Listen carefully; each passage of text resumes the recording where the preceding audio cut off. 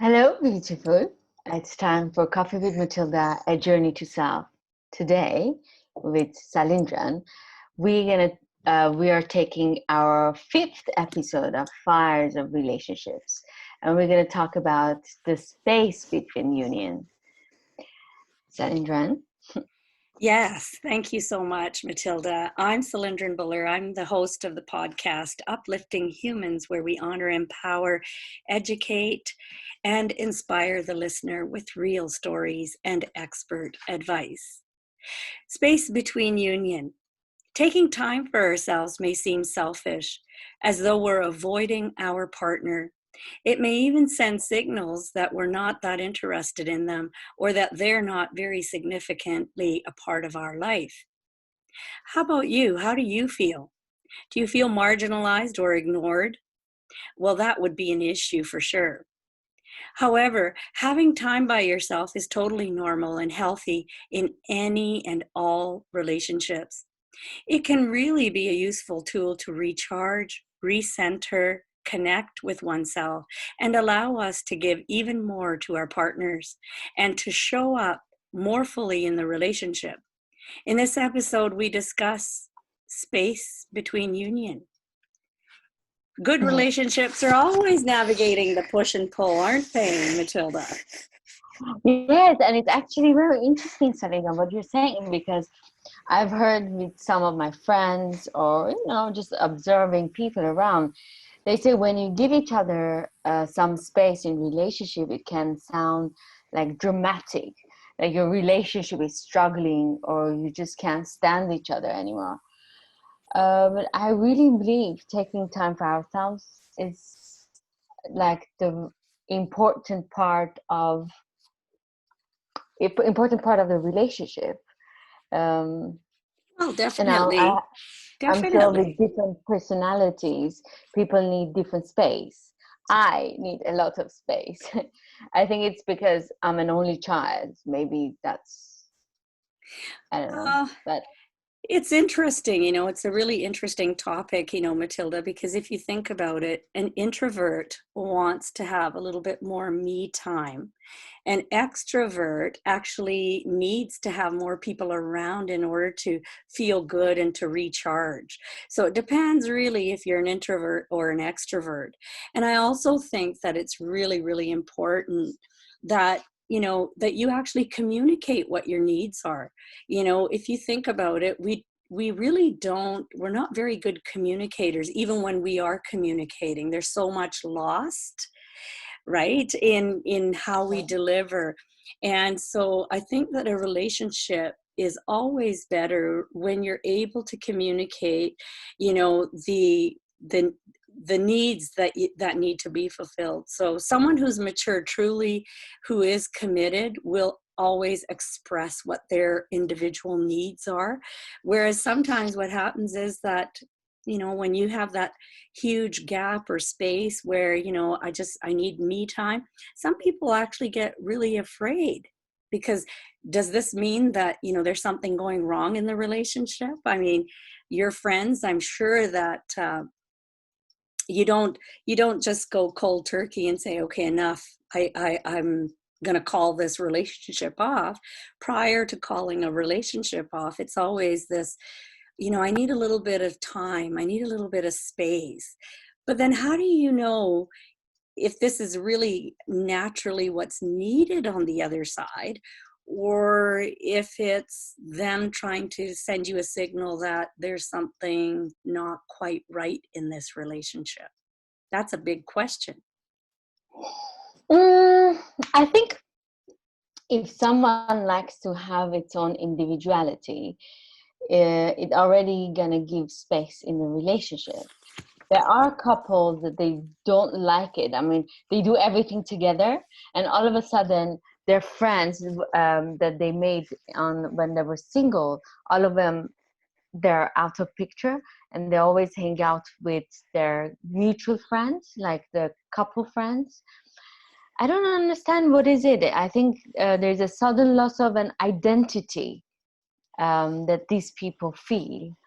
Um, so I believe if someone has a healthy relationship with themselves, this is coming back to again our first episode, if you really love yourself and if you really have a healthy relationship with yourself, you're going to miss not having alone time. You're going to miss having some me time. So I think comes back to that again. When you have a great relationship with yourself, you already have certain boundaries with others. Doesn't matter how close this person is to you, even if your parents or your loved one, you're always gonna have that space, and you Oh, need that space to know to grow, to definitely. blossom. Yeah, well, I totally get that. But, I think there's a lot to be said that when you actually go into a relationship, it's easy to drop everything and spend more time with a new partner, right? That's natural when you first start out in the relationship. But as time progresses, because you need that time, you need to spend that time in order to see if you're even compatible. You need to understand each other. So in order to see if you're compatible, if your likes are similar, if you enjoy each other's company, you have to spend time together.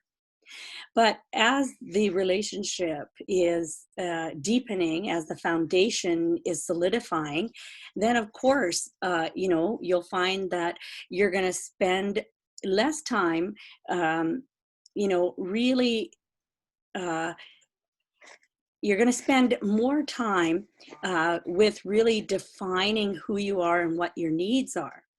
And so, just like you said, all relationships, that means your friends, your family, everyone's relationship with each other is really something that needs to be worked on. So when we're looking at a romantic relationship, you start off with this big bang because you're attracted to each other. There's something that sets that spark, that fire. But as that foundation is solidified, what you'll find is that you are going to need to spend some time with other people, like your friends, like your family, because then you get to weigh things with their perspective, with their take on life as well. And yes, you don't want to lose identity. Your identity you want to keep intact, your individuality, but at the same time, and your individuality and all of that, that's all the stuff that you love to do that made you who you are. Maybe you love playing the piano, and that requires time, and sometimes it doesn't take two people to play a piano. And and maybe, I know that you love to pamper yourself. And I know that about you because you're a friend. So you need that time in order to go ahead and pamper yourself. And that's a beautiful thing, right?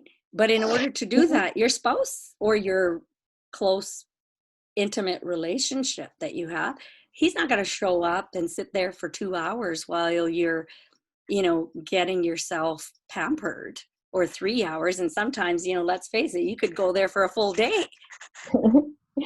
But Sandra, through my single life experience, my dating life experience, I noticed myself that my other relationships that maybe I was more immature, or maybe I didn't realize who Matilda really is, or maybe I didn't love Matilda enough.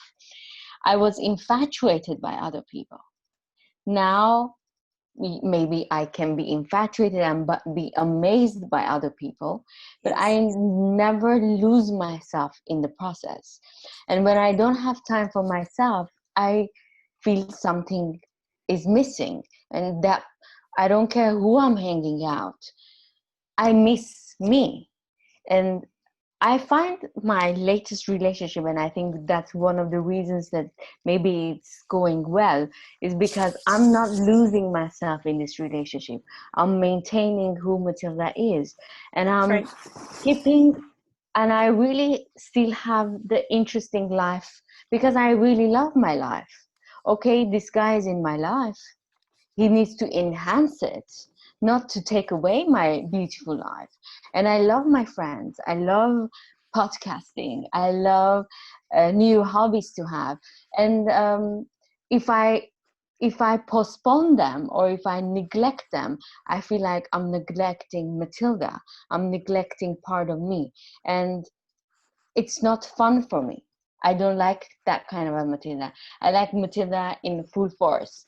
So I find it interesting, especially when I was doing some research about this topic, and I'm looking back, I'm like, I handled my relationships before differently than this one. And Yeah, maybe maturity. maturity, 100% Finally, I'm maturity. mature, Sandra. Yes, that was inevitable. That was inevitable, you know.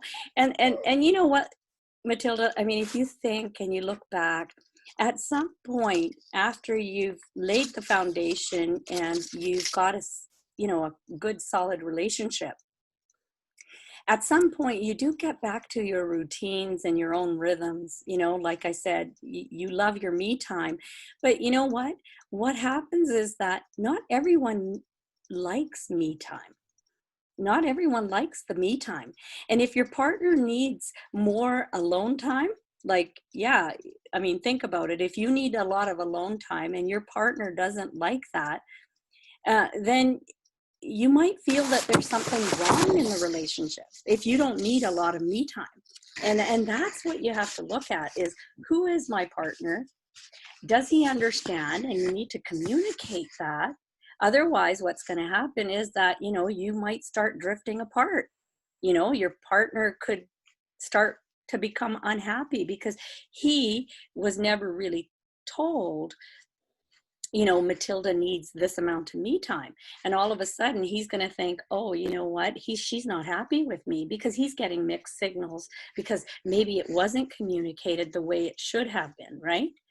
So, you know, I think that, you know, there's this huge necessity out there that no matter who you're in a relationship with, there is this need that needs to be communicated, right? Exactly. Right. And a lot of that also comes from it, or stems from childhood, because a child who's very needy will grow up to be a very needy adult, right? Yeah. Mm-hmm.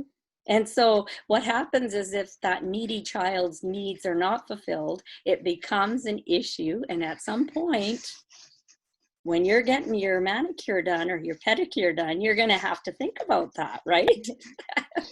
But you know, Salina, you're saying whatever you're saying is right. Yeah. But I feel like that guy or that woman, the needy one, will Yes. give you hints throughout at the beginning, that you can sense like this person needs a lot of attention from me, or needs a lot of togetherness constantly. And I think for me, I cannot handle a person like that. For me, I can't, because it takes away my space as well. I cannot operate in that space. I believe that if when you really understand yourself and you really start honoring who you are, what your needs are, this is the key. You have to know your needs. Then you need to communicate that very comfortably and very clearly to the other person. Because if I'm not happy, if I don't have my space, Matilda is not a very polite human being. Matilda is not a nice person. Usually a very fun person if I have my space, my Right. me time. If Yeah. I'm not fun at all. I'm terrible. Yeah. You Yeah. don't want to be even around me. Yeah. Yeah. Yeah. No, and I get that. And you know what? And what we're discussing here is that, how do you create that balance between alone time and couple time? How do you create that? That's the key. Um, How do you not only communicate, it's not only how do you communicate what your needs are, but also how do you create that balance that's missing? Because in your eyes, you know, you may need, let's say in an 8-hour day, 8 hours, you need 40% of that time for me. yeah. And the other person on the other end might say, well, I think that that's kind of like you're putting our couple time, or you're putting us on the back burner, and you're taking this huge amount of time, 40% for you. So it's very interesting, a question that I think couples out there really need to, really investigate, because it does need a little looking at to see, how much time is needed for that balance of the relationship in order to go ahead and keep that happiness. Now, if you spend time with your friends and family and you keep doing things that you love, you'll be getting your needs met by a whole range of different people doing different things. And then your partner can focus on being your partner rather than being your everything. Everything. Right? Exactly. That's a huge thing. When you say, oh, you are my everything, that's a huge undertaking. If you think about it, you're my everything. That means I cannot breathe, eat, sleep, work, do anything without you. I'll run away. If I hear that kind of a statement, I will run away. And I will look at it, I'm like, what, you don't have a sense of life? That I'm your everything? Where is your friend? Where is your, I don't know, hobbies? You need to have an interesting life. Otherwise, I don't want to be that part of your life. Well, if you're, and yet there are people out there, and women out there, men out there that would be like over the moon. I am her everything.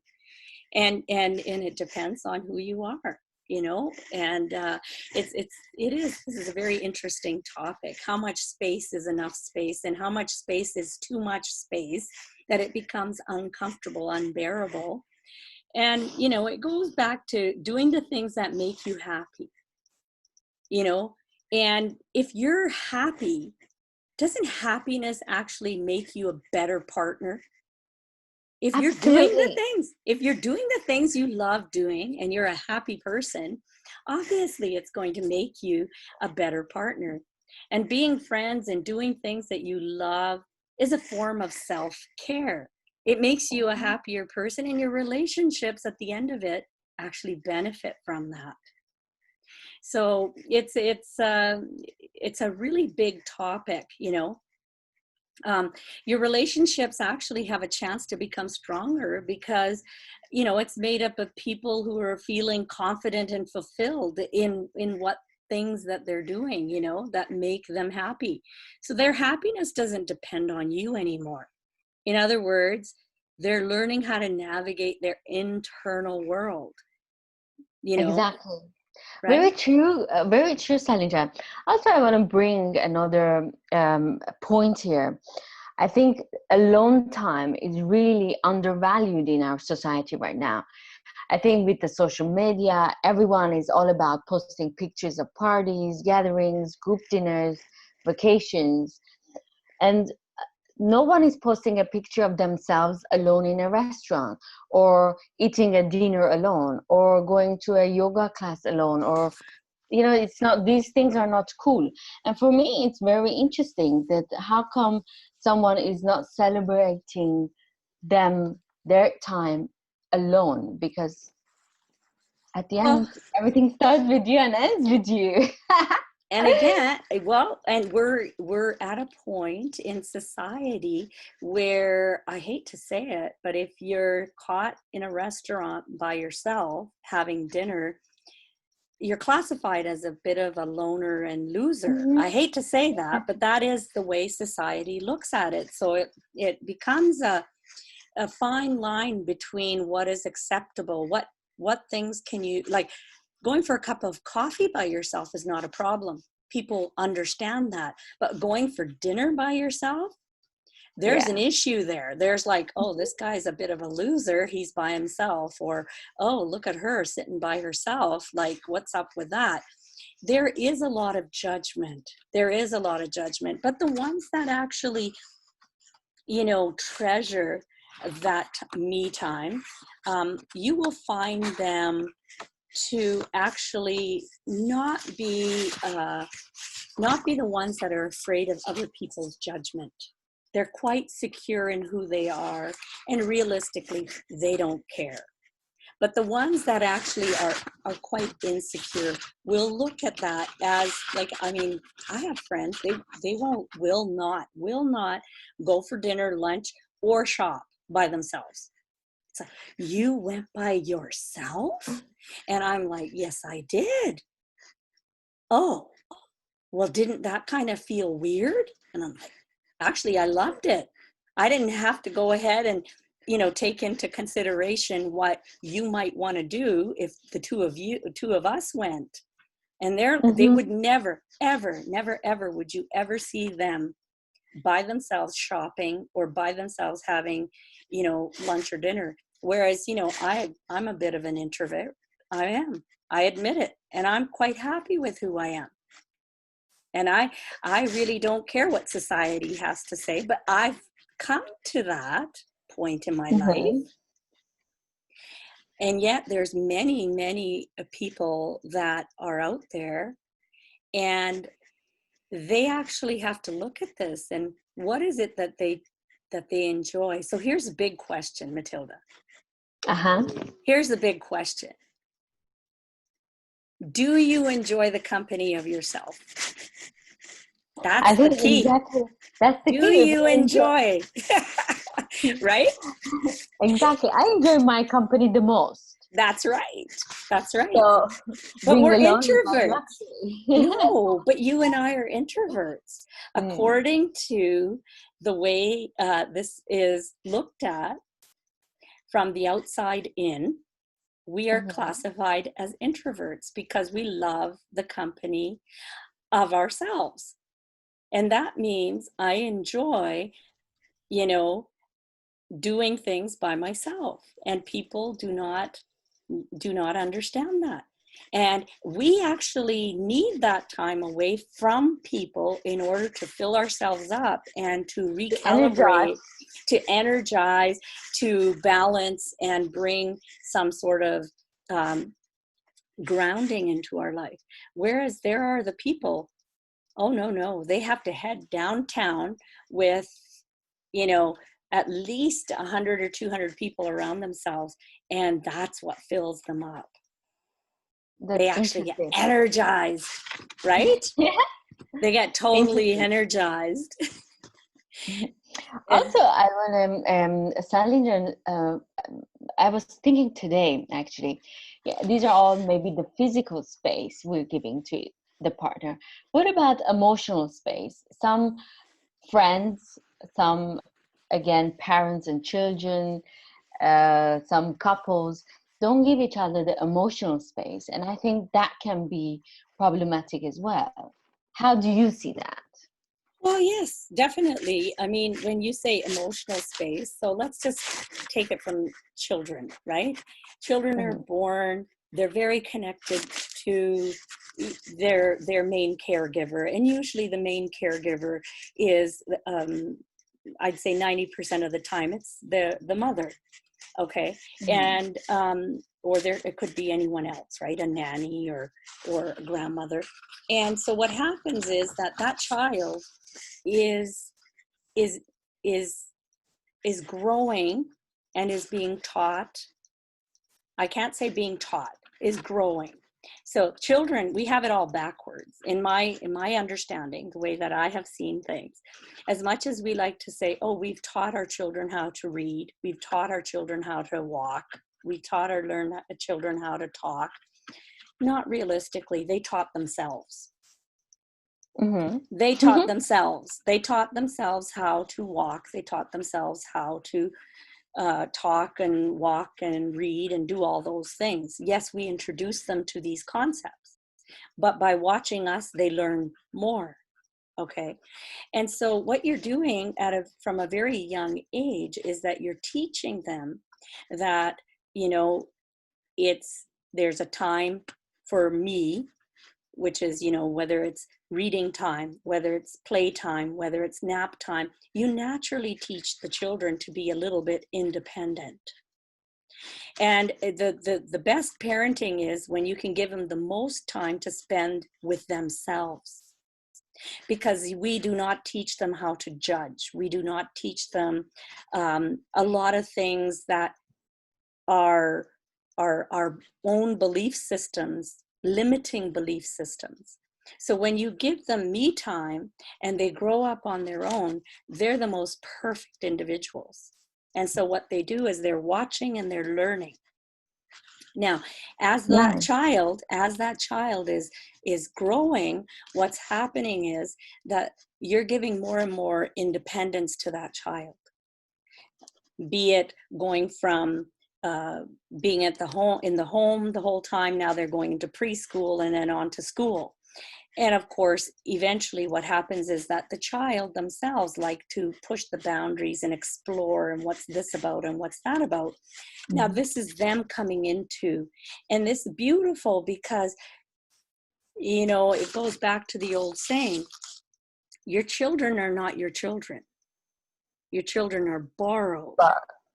So if your children are not your children and they're borrowed, isn't it your responsibility to teach them to be independent and free thinking? Is it not your responsibility to allow them to spend time with themselves so that they're comfortable and they understand who they are and what their needs are? And the more that you understand that, the more you're able to teach them that. And that doesn't mean, you know, you're writing it down or teaching them verbally. It means that you say, no, this is my time for me to read my book. That's teaching that child that me time is important. In my case, it would be, this is mommy's bath time, don't bother. That's right.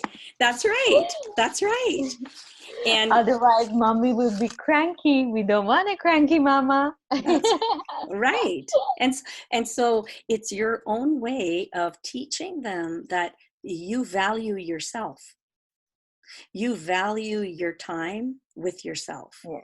And when you value you and you value, and nowadays, I don't think there is very many people who do not value and need the time to themselves, doing whatever it is that's needed, right? And be it a walk in nature. You know, I will take my grandkids out. I'll let them run around and I'll let them explore and do their own thing. And that's a beautiful way to teach them, but it naturally happens. Now, going back to Matilda, who left mom and dad and moved to the States and was living with grandma. And then from leaving grandma, she even left and lived by herself in New York. You think about the independence and the me time, you gradually went into that, right? True. And and so you became very accustomed to it, you became very comfortable with it, and that is something which is so beautiful, because it wasn't like, oh, we have to teach her to value herself and we have to teach her to value her time. It progressively just kind of happened on its own. And in their own way, your parents allowed for you to have your wings and to fly freely. Yes, the first big thing was to go to grandma's. But then grandma gave you more fuel, and she allowed you to, you know, become even more free and more comfortable with being by yourself, and off to New York you went. No, yeah, it's true. Very you know, true. And so with children, it happens progressively, naturally, and your love is not lost. Isn't it interesting that love is not lost? So you're a million miles away from each other. You never question whether you're loved or whether, you know, whatever. You know you're loved. You accepted that, right? But yeah, because what's not there to love? Yeah, I think you know, last time we were talking that the parents give their children unconditional love and teach them that no matter what, they're there for them. It's beautiful because I know that I'm the moon and I'm the sun of my parents, and I'm the most valuable human being there, and actually makes me choose my options in life more carefully, because I know I'm their everything. So I everything choose it with wisely. space. That's right. Yeah. Everything with space, because love does not mean that you put yourself in a prison. Love means that you're free. You know, that old saying, if you love something, set it free. That means you're giving them the freedom to be themselves. That does not mean that you're caging them up to be the way you want them to be. That means you are giving them the space, the freedom to be who they chose to be in this lifetime, at this time, in Yeah, in in a relationship with you. Now, isn't that a beautiful give? it's beautiful, but also I can see, I looking my friends from Iran and Armenia, I realized, for example, the reason I wanted to talk about the emotional space as well, the parents don't give their children enough emotional space. They want to take care of whatever this child is feeling, the ups and downs. They want to take the burden on themselves.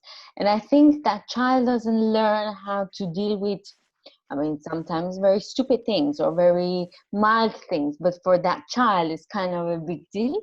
But if we let that child to deal with it, will learn how to overcome those emotional ups and downs. But when the parents don't give that space, that child starts having codependency, and maybe that's why when they're older and they need to find another part, that need to find a romantic partner, and become very clingy to them because they don't know how to handle emotions. I've seen in a lot of men this one, actually. It's very funny. I think men are more codependent than women. And so when you look at the codependency issue, and I mean, there's many factors, but let's say that the main caregiver who made them so codependent, it would have been a female, right? So isn't it interesting that all of those issues then resurface when it comes to a female, right? Oh The other yeah. thing, right? And so and also to your comment about the parents who basically don't give enough space for the child to actually navigate and to learn and to grow a backbone to make decisions. Hmm. I think there's something to be said about the parent who isn't allowing for the child to understand that there are going to be challenges in life. That's a promise. That's a promise. You will be challenged. And that, yes, there will be times when you will fall, and that's a promise. And I choose at this time not to help you get up, because I want you, as my son or daughter, to have the strength to get up yourself, because that's what's going to be needed. And so for the parents out there, your responsibility is to teach your children that there will be challenges in life, that you will be going through ups and downs, and that it is your responsibility as a parent to teach them how to get up themselves, not to become their crutch, because then you're weakening them. And then it becomes a bigger issue as they get older. You're, Exactly. it becomes a bigger issue as they get older. I say to I can tell you the number of times, Matilda, and I have 3 beautiful children that are all married now, and I have, 3 grandchildren, as you know.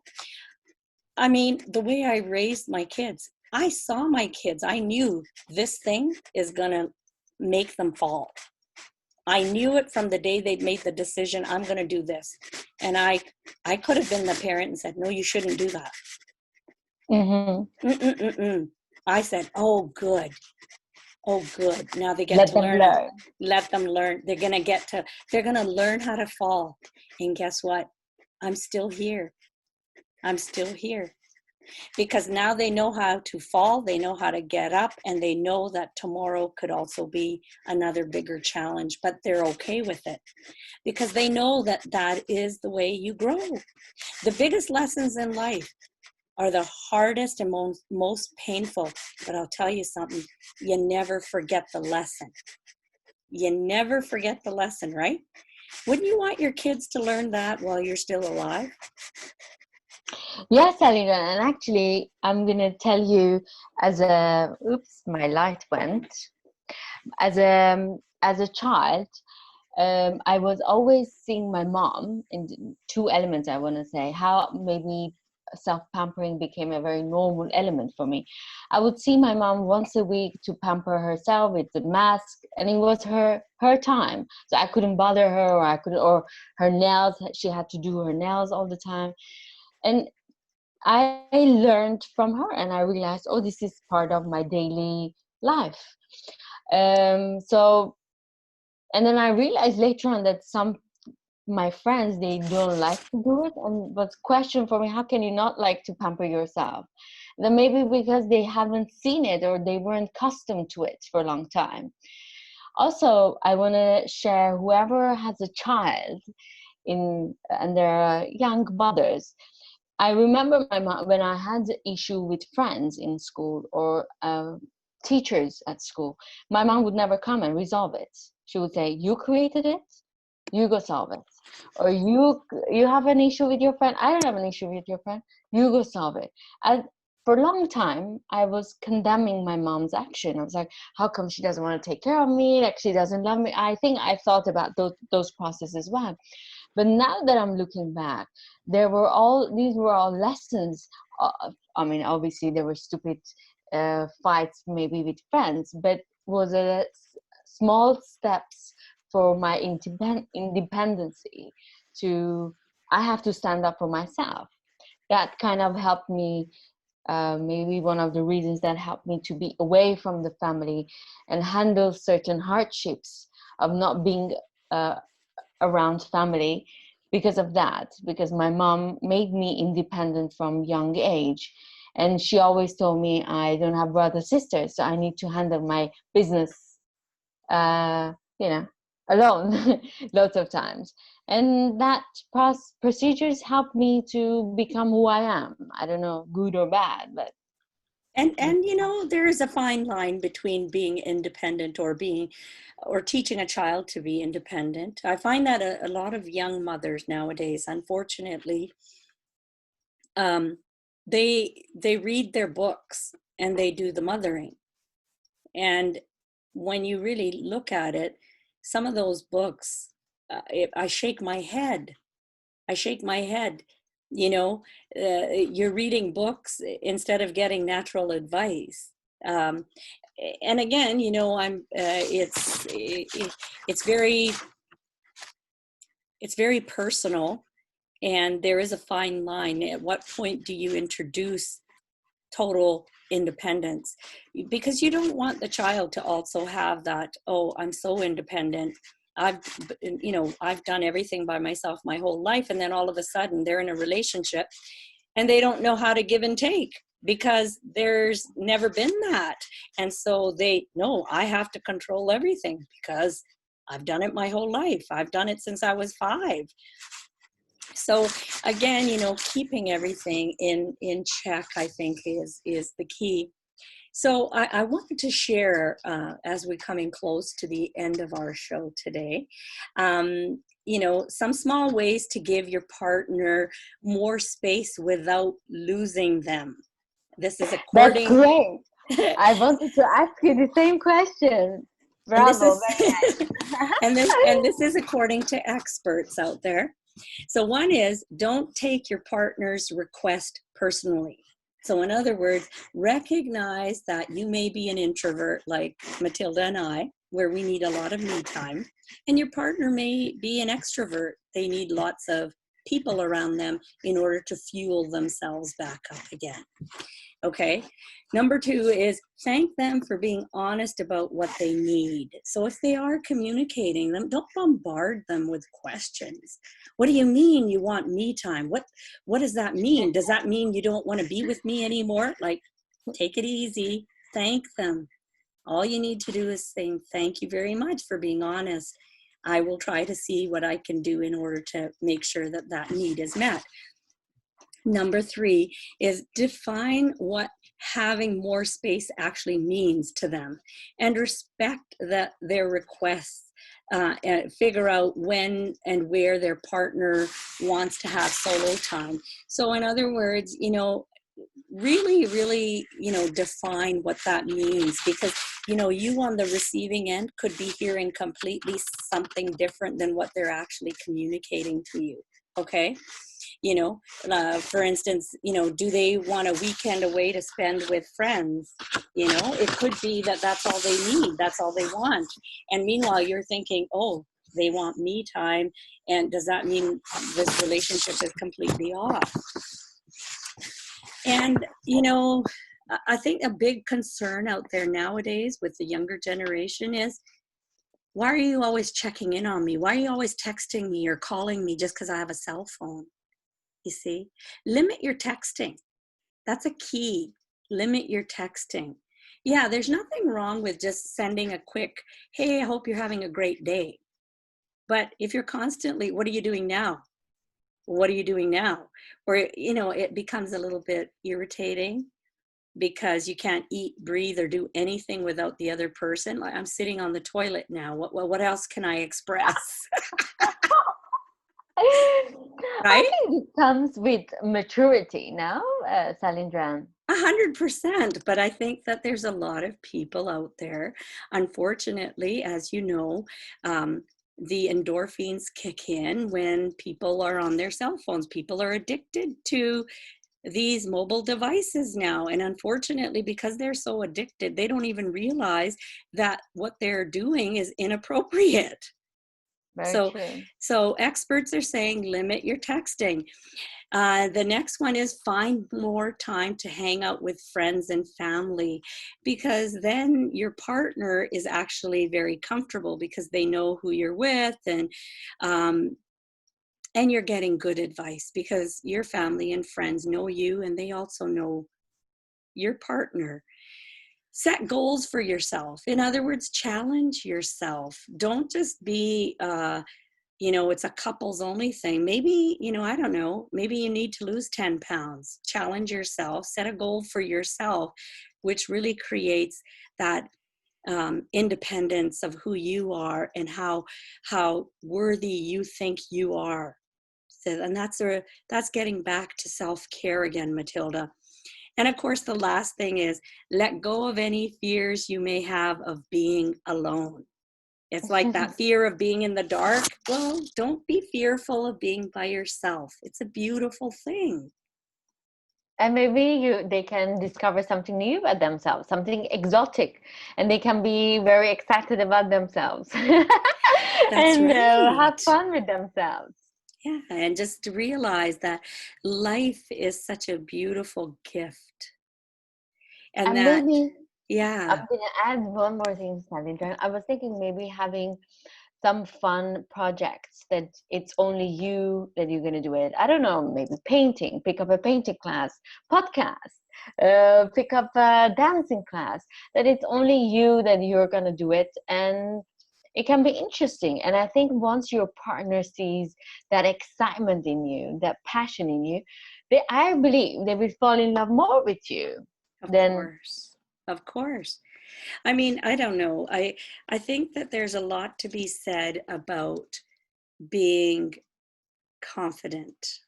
There's a lot to be said about confident, and confidence actually requires a little bit of me time, because I you're think, yeah, comfortable in your own skin. When you're comfortable in your own skin, that means you've spent time with yourself and you appreciate yourself and you're full to the brim. And when you're full of confidence and full of life and full of happiness and full of love, you're able to share it. And that yeah, makes your relationship more beautiful, right? exactly. And once you are that, I mean, I think you can attract lots of friends as well. And then you realize, oh, how fun person you are, how lovable person you are. And then you realize, even if this guy or this woman goes, there is another people that will love me. I think once you realize that you're a very lovable human being and you will always have people that love you, even if this one goes and there is another person that will come and will love you and adore you, you will not be very clingy. You'll be like, okay, let me have my life and enjoy togetherness with him or with her. But then it's me again at the end. No, it's a beautiful process. It's a beautiful process. Life is such a beautiful process. You do have to have me time. And Now, I want to mention this. I never been, it's not like I always been like this. I've had relationships in early on my life that I was very needy. I would call, I would check in. I think the guy really hated me. I think he didn't even want to hear Matilda's name. He wanted to throw up because I was needy, clingy. I would miss him constantly. I want him to be around me all the time. I think at that time I didn't even know who Matilda was or what Matilda likes. My life was him. So I think after that made me realize, when you're very clingy and very needy, people don't want to be around you. You're a clingy friend. Next thing you know, your friend doesn't want to hang out with you. Even a clingy parent, the child doesn't want to be around. and again, So that's and you we can't generalize, but there are people like that out there. There are, believe it or not, there are people that want the clingy, they would need the clingy, and that's okay. We're not judging anyone here. uh, the beauty of life is to really discover who you are and really discover what keeps you happy, what makes you love yourself even more. And yes, space is something that is very, very sacred, and space is something that is healthy, and all experts say that. But the amount of space, it varies from person to person, from relationship to relationship. And exactly. I hope this episode actually shed some light for a lot of listeners out there. I hope it helped them. And our next session, Matilda, is going to be sacred connections. Yes, Sacred connection. I'm so looking forward to this one because it's me too. huge. Yes, it's very exciting. And next week we're coming back with you with a new episode. That's And right. that's going to be our sixth session. And from that point forward, then Matilda and I, we will see how this beautiful journey continues with Coffee with Matilda and Uplifting Humans, and we'll see how that transforms itself. But tune in again for Sacred Connections in We're Fires of giving, Relationships. Talindra, we're Yes, giving our podcast space. So we that's don't right. want to put it any label. We'll see how it goes with the That's flow. that's a beautiful way to end this Exactly. particular segment. So on that note, thank you so much, and I really appreciated this conversation, Matilda. And to the listeners out there, I'm Cylindrin Buller from Uplifting Humans, where we honor, empower, educate, and inspire the listener. And I'm Matilda Tavanian, host of Coffee with Matilda, a journey to self. Till next time. Ciao.